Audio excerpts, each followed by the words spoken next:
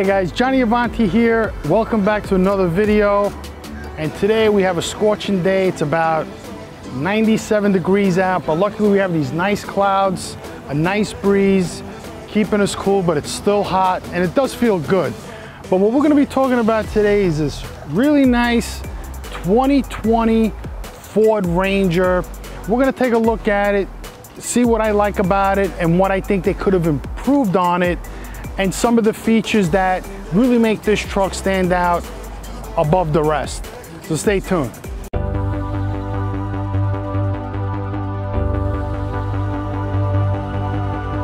Hey guys, so what makes this Ford Ranger stand out beyond all the other mid-size pickup trucks like the Colorado, the Canyon, the Tacoma, and the Frontier is this truck has a standard inline rear-wheel drive 2.3 liter 4-cylinder turbocharged engine that produces 275 horsepower and around 300 foot-pounds of torque. So Ford decided to make this car fuel efficient and pretty quick from the start, because that's what these turbos do, is they give you that really nice bolt out of the hole. But that was the theory back in the day. Today, you know, V6 engines with 8-speed transmissions and, you know, all the computer technology, even a V6 can just blast you out. But the other good feature about this truck is that it has this 10-speed transmission versus all the other trucks like the Tacoma is mated to a 6-speed transmission with a 3.5 liter 278 horsepower, about the same horsepower in a V6. The GMC Canyon has the highest horsepower at 306 horsepower with an 8-speed transmission. And the new 2021, I believe it is, Nissan Frontier has a 3.3 liter with a 6 or 8-speed transmission that produces about 270 horsepower. So the GMC is a V6 8-speed transmission, the same size as this, configurations, you know, it's on basically on one chassis. It's gonna produce the same horsepower and give you the same fuel efficiency as all the other vehicles, if not more. So let's start on the front end. So what did Ford do in order to eliminate weight, try to get this engine to operate with the least amount of weight, is that they put an aluminum hood, aluminum fenders, and an aluminum tailgate. The 5-foot box is all steel. The rest of the body is steel, you know, minus the plastic components that all manufacturers have, but it is a body on frame. As you can see, this comes with a nice grille, big smile, Ranger with the Ford emblem, and it's a really nice blue and it looks good. What Ford did to this front end is they made it lower than most of the other manufacturers in the mid-size engine in order to give you better visibility. So if you look at the other trucks, even the full-size truck, the hoods are like almost coming up at an up angle or directly in line with the driver, so it kind of makes it harder to see over the hood. And I like this design that it gives the driver better visibility. It just makes the truck easy to drive, and this truck is very easy to drive. Anyone can drive this truck, not like some other trucks that, you know, you really got to put some effort into it because they are big. This is a very maneuverable truck, almost like a standard SUV. So taking a look at the headlights, you can see here very small profile headlights. That's in order to give you a really good aerodynamic instead of having, like, you know, these gigantic headlights that most cars get. You get the daytime LED running headlights here, your fog lights are down here, and this is a very good design. Everything is compact and the visibility at night is pretty good. You're gonna get good visibility with these headlights. All right, so another major component, what people look for when they wanna buy a truck, is the bed. So this is why you buy a pickup truck, for the bed. You don't buy a pickup truck for the cabin. You don't buy a pickup truck for the off-road capability, because 80% of the time you're not gonna be off-road, maybe even 90%. You're gonna buy a pickup truck because you need the utility of the bed. Ford decided to make the 4 doors with only a 5-foot bed, which I think, you know, when you spend this kind of money, you should at least get a 6-foot bed. Ford does have the F-150 with so many different kind of configurations, you know, where you could buy an F-150 that's a little bit on the smaller size, bigger size, and I guess they didn't want the Ranger to compete with those trucks, but they still should have put the availability of a 6-foot bed. I think Toyota is going to offer this the same, where you could only get a 4-door with a 5-foot bed, or an access cab with a 6-foot bed. And what that means is that they're only building one chassis to put these trucks on, where in the past, like my Toyota Tacoma is a 4-door 6-foot bed, so that's a long chassis with a longer wheelbase, versus these have shorter wheelbases. So this tailgate right here is an aluminum tailgate, and the backup light is right under here. If you do get into an accident, this crushes all in, your backup light is here.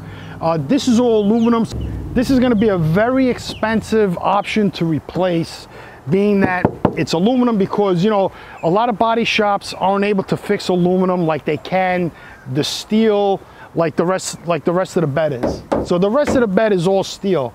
And the reason why it's all steel, I guess, is because of cost. So to open the bed, you just simply hit that.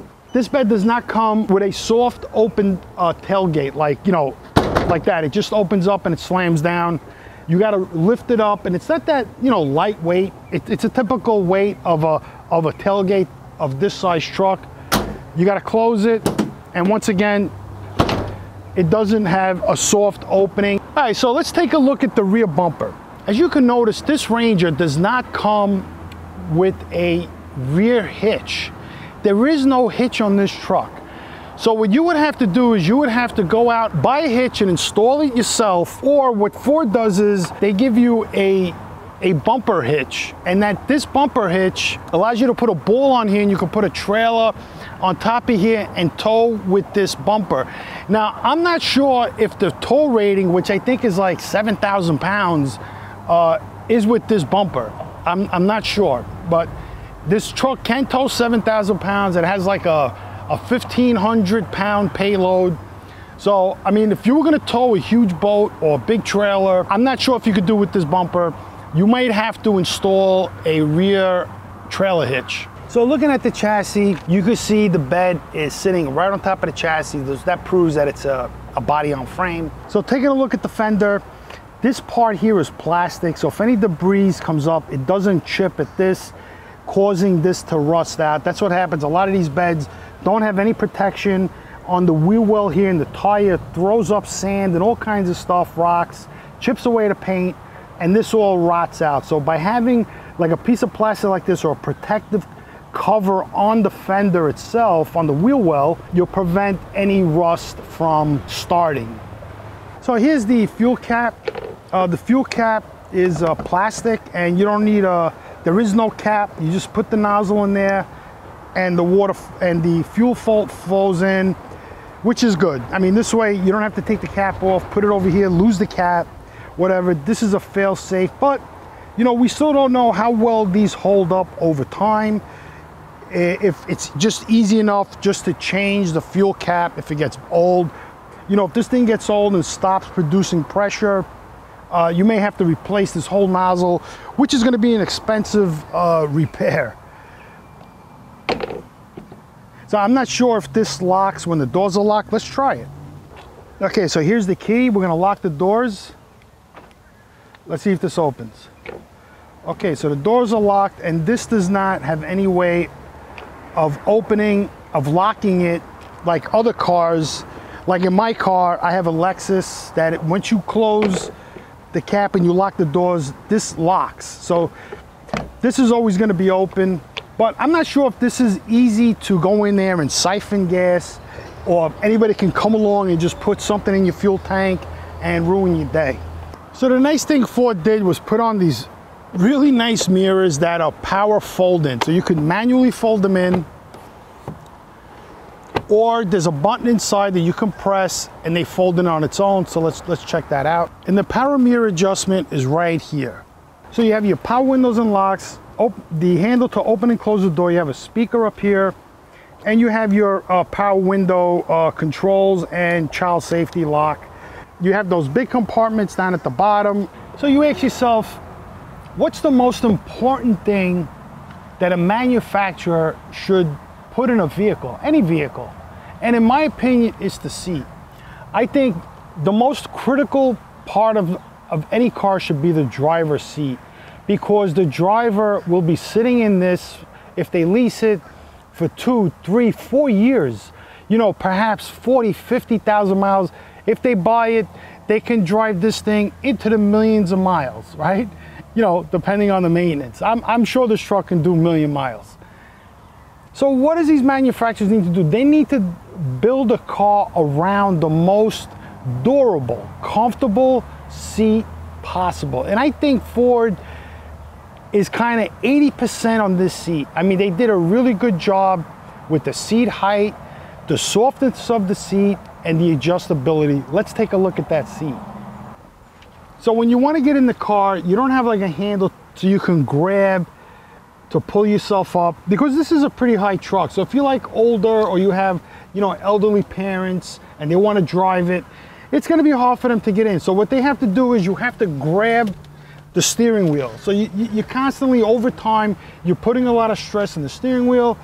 And the reason why I think Ford didn't put a handle here like they did on the driver's side, so they can pull themselves in, is for safety.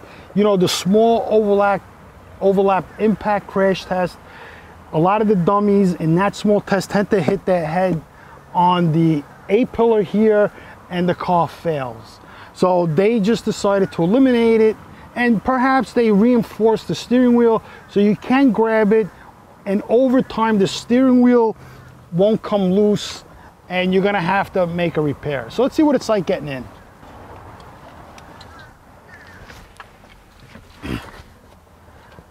I mean, that wasn't too bad, you know, getting in the vehicle like that. But what I really like about this truck is it has a pretty decent size seat. The adjustability is pretty good, so you can see I'm going all the way up. And you can go all the way down. Now the seat doesn't go straight down, it goes down and back. So, you know, you would kind of be down and back and drive the car. If you're really tall, that's how it is. But even if you are tall, you could bring the seat all the way back like that, which is pretty far. And you can see my legs are pretty far stretched out, and the seat comes to a very nice ride hiding seat that brings you all the way up. I mean, you could see everything, and that sloped hood helps you see the road a lot better. So if you are off-road, you're gonna have that much more visibility, you know, looking at ruts, rocks, all kinds of stuff that if the hood was a little higher, you may miss it. The other thing this truck has that's really nice is you got a manual telescopic tilting wheel, and the wheel adjusts pretty nice. You know, a lot of trucks, they only give you a little bit of telescopic, no tilting, stuff like that, but at least Ford gave you that option, which is a really good option. So getting out is just as, you know, easy as getting in, and you kind of like jump out. So another nice feature you get when you buy this Ford Ranger is you get these front seats. There's a little handle here, you pull, and the seats come up, and you have storage here. But the only thing I don't like about it is that it's not a split flip-up folding seat. And I think that it would have been better if the seat, you gotta pull it again, would have flipped up. This way you would have had more room here in order to put taller stuff. Another nice feature you have is you pull the handle, and the back part here sort of goes all the way down. This is not doing anything. It's just the way the seat is designed. You know, you have the seat belt latching here. Let's see if we can tuck these away, if it changes it at all. So I mean, you know, if you put some weight on here, you could technically put something back here, but this is not really a strong supporting system where you could put, you know, a lot of things back here, because this is just soft foam, and it's really not designed to carry any weight. All they did was make this seat foldable so you can put a little storage back here and get at the jack to raise the car in order to change the flat, because you do have a spare tire underneath the bed. So to jump in the back, I guess you would grab this handle. There are handles here on top, And this is how I look in the back seat. So if I move the seat back, you know, there is a lot of room back here, I gotta say, because like the center part of the backrest for the driver is concave. So if you do have a lot of kids in here, the center rear portion of this seat is pretty flat, so somebody can sit in the middle here and be very comfortable. And I mean, I'm pretty comfortable. Again, the passengers, they have, you know, power window option. They have power lock option back here, and you have your child safety lockout right here. It's not a handle. You got to put the key in to turn it, and that'll lock this from the kids opening up the doors. So I guess anybody can open this. Cup holders.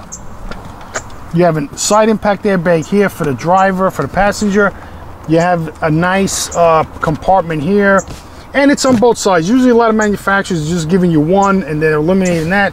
What I would have liked to have seen is this seat to go all the way forward, so you have something long here so you can put things inside long ways. This is a truck.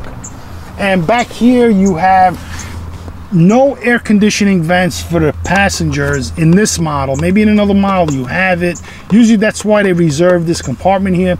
2 USB chargers and a 110 volt power supply, so you can plug in a cooler or whatever you want back here, because you don't have one in the bed, so you have to plug it inside the truck, which at least Ford did give you one and didn't leave it out. So we're gonna take another quick look in the back. It does have a rear window where you could open. It's not power. There could be a power option in a higher trim level than this. You know, so you have to spend a lot of money to get a power rear sliding window, which I think having a power rear sliding window should be in all trucks. You have back here a AC charging port. It's 150 watts and 2 USB charging cables, which is good. So if you are like going out on an adventure, you're sleeping overnight, you have multiple things you want to charge, there is a lot of charging in this vehicle. All right, so let's take a quick look at the key. This is a basic key. You know, definitely the truck, the Ranger comes with 2 keys, and it's just simple. You know, you have here the valet part of the key. You pull this out and you have a key knob where you could, you know, probably lock the child safety lock and maybe do a couple other things. So it's simple. You have your hazard locking mechanism and open and close. Now for the price point of this vehicle, I would say that right here is a spot for auto start. And I think this truck should come with auto start at this price point. I think this is a $41,000 truck. For $41,000, you should definitely get auto start, where you're able to turn on your heated seats. So in the winter time, you can come out and have a nice warm seat and a warm cabin. But you know, you can see how big the key is in my hand. It's not that heavy. I mean, you know, this could fit in your pocket, in a purse or anything like that, in your backpack. And as long as you have wherever this key is with you, you can open and close the car without pressing the lock and unlock, and I'm going to show you that right now. So another nice feature that Ford decided to put in the Ford Ranger is passive entry, which means that as long as you keep the keys in your pocket, all you need to do is walk up to the door, put your hand on the door, and it's open. And if you want to lock it, there's a little indentation here. You press that and the door locks. And another nice thing about that is that Ford put it on all 4 doors. So what you could do is, let's say you're at the parking lot or whatever, everybody's getting in the car, you could, and let's say it's raining out, you could open the door from the back for all your passengers and jump in. You don't have to run over to your car and grab that. You know, you can simply use your key to open it, but you can run to the car and grab the back doorknob and open all the doors in the car, and that's a pretty good feature. What Ford didn't give you is, which is a nice feature, is the keypad that on the higher end models goes here. Now Ford has put that on the cheapest cars, like Ford Taurus. I mean, cheap cars. So that technology that Ford has had, that only Ford has it, and all the manufacturers should have it, is a keypad here that you can type in a code, keep your keys in the car, and get in and out of your car by using the code. Naturally, you would have to come up to the car and use the code in foul weather or anything like that, but it's still a nice feature. If you go to the beach, you go somewhere, you don't want to carry around a big key, right? You could just throw everything inside, lock it with a code, and you're good. So we finally made it to the engine compartment. So what I'm going to do is I'm going to open the hood. We're going to check out the engine and see, you know, why this engine is so great, and Ford loves it. It's been in the Ford Mustang, maybe a little bit different configuration. I'm sure they've used it in other markets. They finally brought this Ranger to the US, and it comes with the 4-cylinder engine, and 4 cylinders are capable of performance and to work like a pickup truck is meant to do. So let's check out the engine. All right, guys, so let's start this engine up and see what she sounds like.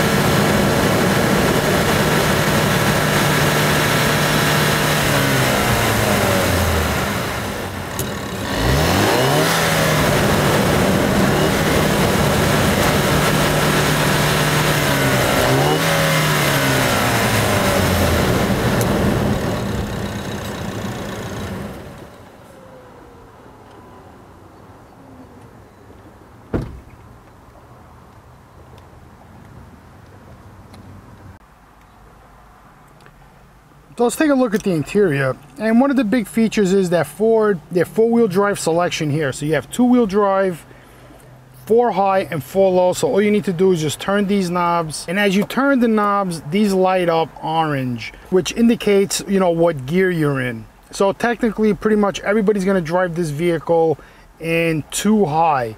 Some vehicles have a all-wheel drive option in case you're in inclement weather and you don't want to drive in 4-wheel drive high. You could just put it in all-wheel drive, but when you have a system like that, you technically want to drive it in 2 high if there's no water on the ground or you're not driving on any gravel or anything like that. The other thing you have here is you have your tow mode, parking sensors, traction control off, and this car is equipped with auto start stop. So all you need to do is just press that button and that turns your auto stop on and off. And it's a pretty nice location. It takes up some of the room. You come further down, you have 2 12-volt outlets. You have 2 more USB outlets, but this car does not come with wireless charging, so you cannot put your phone here and charge your phone wirelessly. You're gonna have to stick with the cords. Ford could have actually eliminated this his hand brake and put wireless charging here for maybe a couple of phones, which would have been great. You have your cup holders, you have your sports shifter right here, and while you drive, you shift into sport, and it will allow you to shift this car manually. You know, this is your climate control, you know, basic climate control. You can't change the direction of the air from this area because, I mean, you have maximum defrost, which is good. You have rear defrost, which is excellent, and you have maximum AC and AC, but there's no button here to direct the direction of the airflow. You have to come into the menu to do that, which to me makes no sense. So you're gonna have to, while you're driving, come into the menu and select where you want the air to flow. And I don't even see an option where, I could put that, and that, and that. So those are the options. You could either have front, defrost and feet, or front and feet, but you can't have front and defrost. I mean, this is a pretty nice system. You know, you have dual climate, and that's how you turn it on and off. You can't do it while you're driving. The recirculating air is on there. You could press AC here and have it on, recirculating. So you could drive and control the climate control from here. Then you have audio. You get your radio. Let me lower that. You get a sense there, so the volume comes up with that. nice thing there. You know, it shows you big, and you have, you know, connect phone, all that. Everybody has that basic stuff. The navigation is really nice. It really works well. I like it. You know, then you have apps and your settings. It's a basic radio, nothing, you know, to go home and go crazy over. You know, you have this little cover, but it's a bright enough screen where I don't think the sun will make it hard to see. You have your air vents. So you can see here you have your controls. So this controls the onboard computer. You have lane assist and all of that stuff here. This is setting. So I don't know if you can see that. There's a little car that moves up and down, set. So, I mean, I'm not sure if you could just put this on automatic and just leave it on. You know, reset. You have your fuel gauge there. And then you have, you know, your onboard computer, you know, fuel economy, driver assist, and it has a lot of features, a lot of toys you can play with.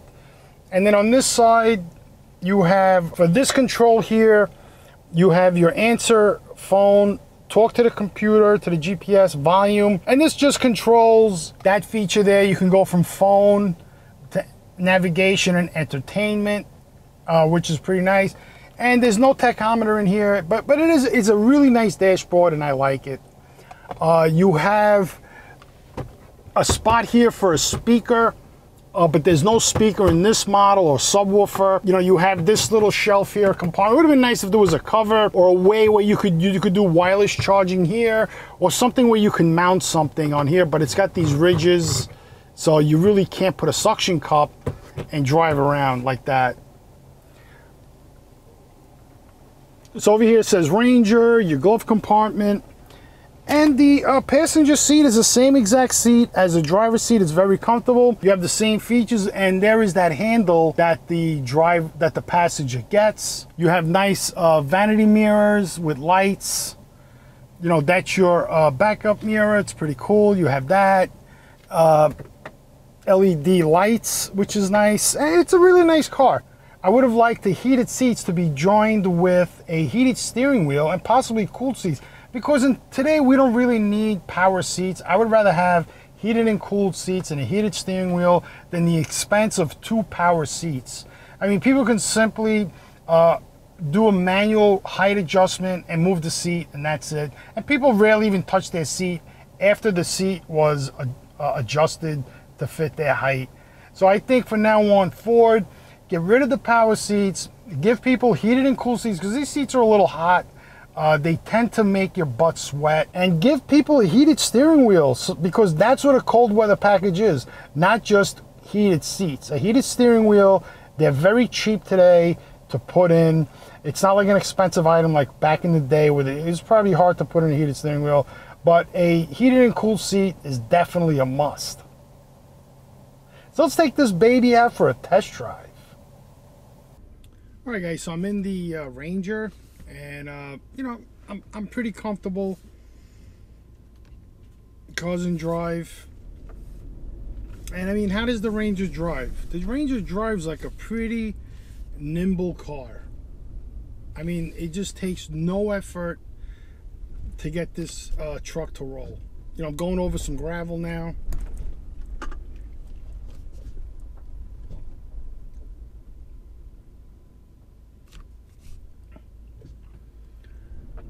I'm driving over gravel. You know, I'm hand holding the other camera, and you know, it seems to handle it pretty good. The suspension in this truck is awesome. I mean, it's a very nice suspension. I would highly recommend this for a daily driver. Coming over a few bumps. You know, the truck does have really good acceleration.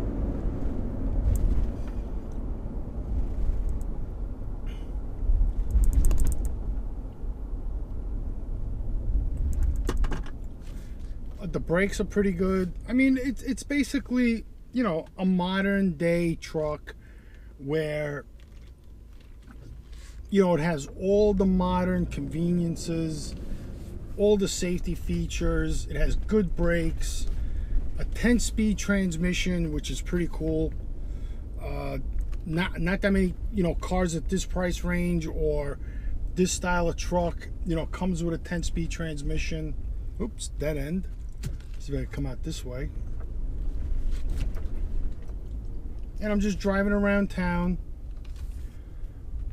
It's quick. I mean, it is a quick car. The turbos have their limits. They can only do so much.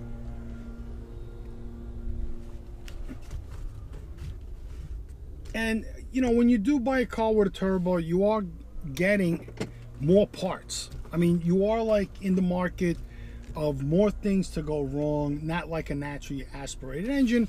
And a lot of times manufacturers put turbos in, superchargers, because it's just cheap power. And it's an easy way to make power. And it's an easy way to sell more parts. So like if you go to the dealer and your turbo breaks, you're out of warranty, your turbo cooked with oil or whatever happened, the wastegate is broken, it's clogged, or, whatever. I mean, there's just so many things that could go wrong with a turbo. You're going to pay a lot of money. I mean, today a turbo, they cost like $3,000. So, you may be getting a little bit more fuel economy, which really this truck gets the same amount of fuel economy as any V6 engine out there, because you just need more power, more gas, to get this smaller engine to do what those bigger engines can do. And looking around the GMC, the General Motors 3.6 liter engine seems like the best bet with the most horsepower of all these small trucks. And a GM, you can get a 4-cylinder naturally aspirated, or if you can find one, a turbo diesel. Turbo diesel, yes. So I'm just going to put the air conditioning on low because it is hot. And looking at the fuel economy, my friend, this is my friend's truck. They gave it to him as a loaner car. He loves it. I mean, my friend loves it. And oh, look at that scrap. It's a lot of scrap. And my friend was driving it yesterday. He probably drove 125 miles, and he got like almost 19 miles to the gallon. Now, that's not great. I mean, I'm not sure how he drives, if he's a lead foot, if he understands hypermiling. When I drive, that's what I do. I hypermile. I try to get into the highest gear possible, which in this truck is the 10th gear. And that's where you're going to get your best fuel economy, is in 10th gear. And being very light on the gas and rolling and coasting as much as you can. And your fuel savings are going to be up there. In almost any car, you're going to exceed the fuel economy of any car that you buy if you drive right. Now, a 4-cylinder being the 4-cylinder, but this one having the turbo, you may have to give it more gas because it is a smaller engine that requires to do more work, especially when towing 7,000 pounds. You know what I mean? That turbo is going to work really hard, and it could technically fail very, very easily. You know what I mean? Because you need a very good turbo. If you look at the Jeep Liberty, if you look at the Jeep Wrangler, that video I did, that truck has a huge turbo in it. A really good quality turbo, that 2 liter, 2.2 liter, I'm not sure what it is very, very, very smooth. I mean, you barely feel ever any turbo lag, and you actually can see the huge turbo that truck has. But this Ford Ranger is no slouch. I mean, whatever Ford did to design this engine, they did a fantastic job. I mean, this is a very nimble, quick, nice riding truck. And again, like if you don't need a 6-foot bed and you just want the 4 doors, that's fantastic. This truck's gonna fit you. But like I said before, I would have preferred a heated steering wheel and heated and cooled seats versus the expensive 2 power seats. I would rather pay for a heated steering wheel and cooled seats and heated seats. This way, I wouldn't be full of sweat right now because I am sweating because these seats are so hot. Like the material is so hot. And there's actually like, they're not even perforated, where at least it gets to breathe a little bit and you won't sweat as much in this black interior. You're probably better off getting the cloth because the cloth will keep you cooler and warm in the winter and summertime. You know, because the cloth seats don't get as hot or don't get as cold as vinyl and leather seats. But a heated steering wheel is the way to go.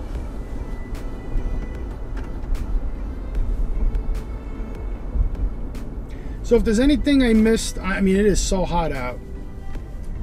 It's 99 degrees. Nothing to sneeze about. You know, if anybody has the COVID virus, I'm sure they'll sweat it out. You know? But this is Johnny Avanti. Thanks for coming, watching the video. I hope this video was helpful. Don't forget to, you know, support the channel so we can bring you more videos. And, you know, we could produce more content, get more cars, do reviews on them. And I try to bring you a different car review, not a typical, you know, car review, but there are fantastic car reviews out there. And I still haven't found a bad car review yet. So I hope my car reviews are helpful. And take care, peace out, God bless, and see you guys again in the next video. And don't forget to ring that bell. You're friggin' nuts.